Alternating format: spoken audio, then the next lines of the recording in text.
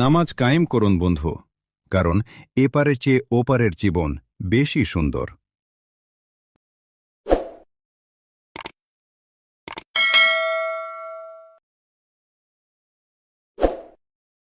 চার ম্যাচ হাতে রেখেই লিগ শিরোপা জিতল বায়ার্ন।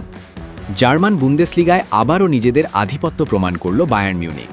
পুরো মৌসুমে মাত্র একবার হারের স্বাদ পাওয়া বাভারিয়ানরা স্টুটগার্টকে ৪-২ গোলে হারিয়ে নিশ্চিত করেছে লিগ শিরোপা।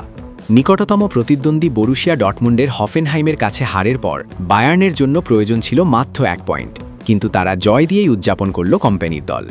ম্যাচের শুরুটা অবশ্য বায়ার্নের জন্য সহজ ছিল না। আগামী মৌসুমের চ্যাম্পিয়ন্স লিগে জায়গা পাওয়ার লড়াইয়ে থাকা স্টুটগার্ট ২১ মিনিটে এগিয়ে যায়। ক্রিস ফুহরিখের দারুণ কার্লিং শটে স্তব্ধ হয়ে যায় আলিয়াঞ্জ আরেনা।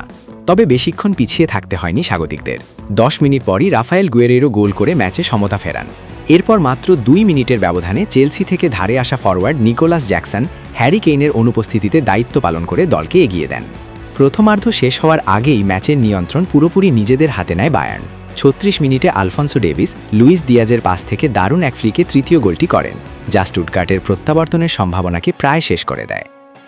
দ্বিতীয়ার্ধে বদলি হিসেবে নামেন হ্যারি কেইন এবং মাঠে নামার ৭ মিনিটের মধ্যেই নিজের যাচ্ছে নান।